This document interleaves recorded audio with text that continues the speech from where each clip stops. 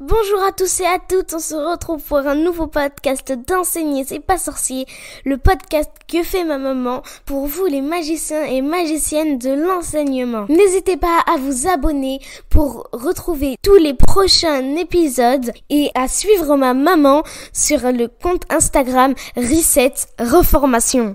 Bienvenue sur Enseigner c'est pas sorcier, le podcast qui aide les enseignants à exercer leur métier avec passion et sérénité.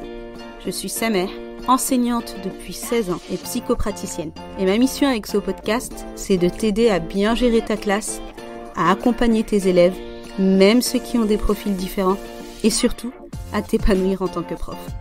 Chaque semaine, je te partage mes conseils, mes astuces, des outils et aussi des retours d'expérience d'autres professeurs afin de t'inspirer et de te sentir soutenu. Ici, c'est comme une salle des profs. On est entre nous, dans la bienveillance et le respect, au service d'une mission commune, l'éducation des enfants, qui sont les adultes de demain. Alors, pour que ta vocation continue de rimer avec passion et motivation, et pas avec pression ou dépression, installe-toi confortablement. C'est parti. Bonjour et bienvenue dans un nouvel épisode d'Enseigner c'est pas sorcier. Aujourd'hui, on va aborder un problème important pour de nombreux enseignants et particulièrement pour les débutants qui est « je manque d'autorité dans ma classe, que faire ?» En tant qu'enseignant, nous sommes parfois confrontés à des défis liés à l'autorité en classe. Il est essentiel de trouver un équilibre entre créer un environnement positif et respectueux tout en maintenant un niveau d'autorité qui favorise l'apprentissage. Aujourd'hui, on va explorer différentes stratégies pour vous aider à gérer ce problème. Avant de rentrer dans le vif du sujet, je voulais répondre à une question qu'on me pose souvent, surtout les jeunes enseignants, à savoir est-ce qu'il est obligatoire d'être autoritaire pour être un bon enseignant ? Il est important de noter que l'autorité ne se résume pas à une approche autoritaire et rigide. En réalité, une autorité positive repose sur des principes tels que le respect mutuel, la communication ouverte et l'écoute empathique. On peut appeler ça en réalité une coopération plutôt qu'une autorité. Donc les enseignants peuvent adopter des styles variés qui correspondent à leur personnalité et à leur pédagogie, tout en maintenant une coopération appropriée pour faciliter l'apprentissage. La clé réside dans l'établissement d'une relation de confiance avec les élèves, dans laquelle les attentes sont claires, les règles sont respectées et les conséquences sont cohérentes.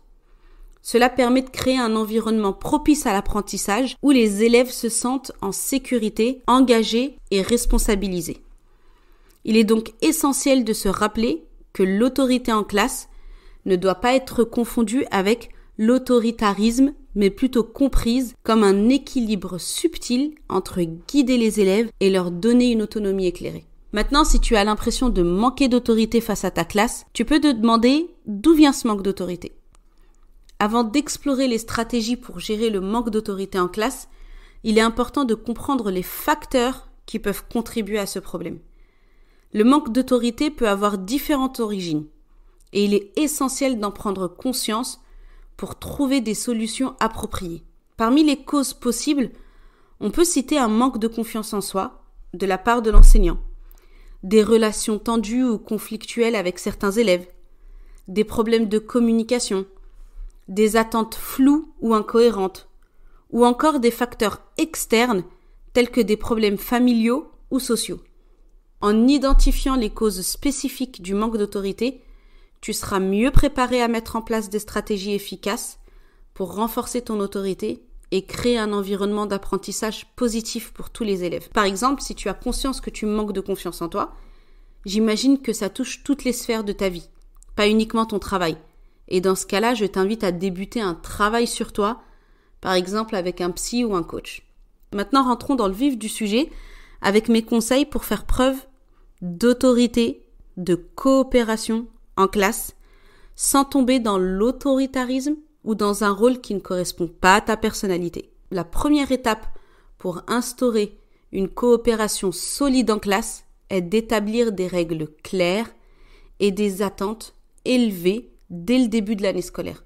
Je te conseille fortement d'impliquer les élèves dans le processus en leur permettant de contribuer à l'élaboration de ces règles. Par exemple, vous pouvez établir une règle telle que respectez vos camarades de classe en écoutant attentivement lorsque quelqu'un parle. Tu dois alors expliquer clairement ce que signifie le respect dans ce contexte et décrire les conséquences positives d'une bonne écoute comme la compréhension mutuelle et l'amélioration des discussions en classe. De même, tu peux expliquer les conséquences négatives si un élève n'écoute pas un autre, comme l'interruption des discussions ou la perte de privilèges de participation. Assure-toi qu'ils comprennent bien les conséquences positives et négatives associées au respect ou à la violation de ces règles. Je te conseille de présenter ces règles dès le début de l'année scolaire et de les rappeler régulièrement tout au long de l'année.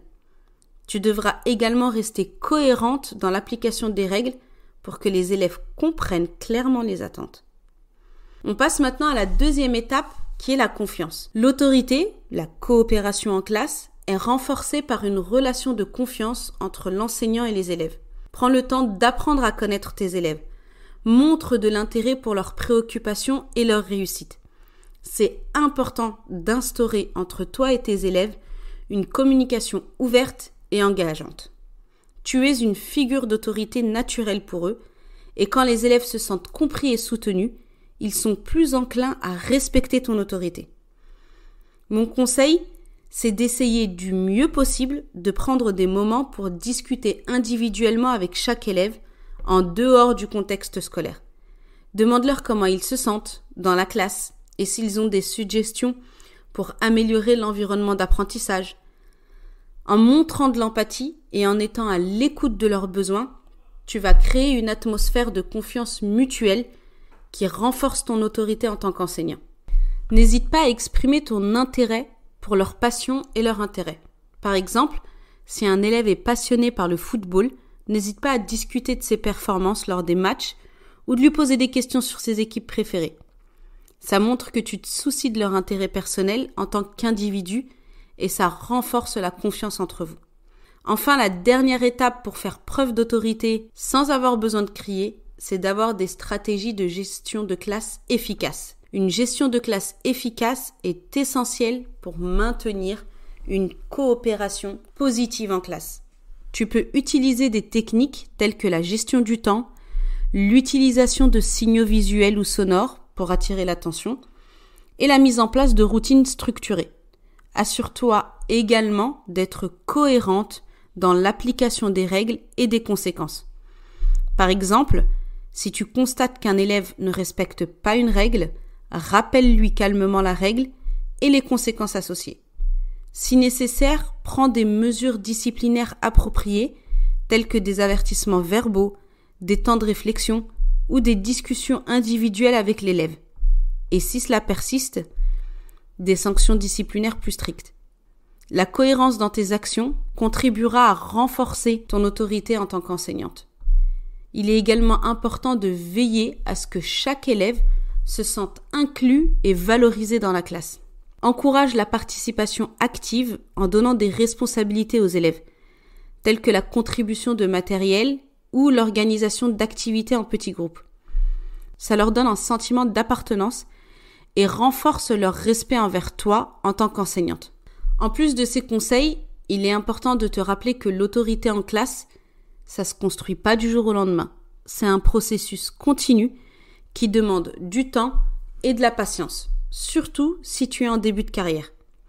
Sois persévérante, n'aie pas peur de faire des erreurs et ajuste tes stratégies aux besoins. Une autre chose à garder à l'esprit est de prendre soin de toi en tant qu'enseignante. Gérer le manque d'autorité peut être stressant, alors pense à t'accorder du temps pour te détendre, te ressourcer et chercher du soutien auprès de tes collègues ou de ta direction si nécessaire.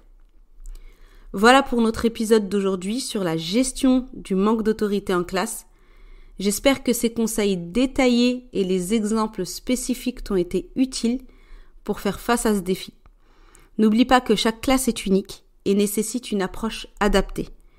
Continue à développer ton autorité avec empathie, cohérence et une communication efficace.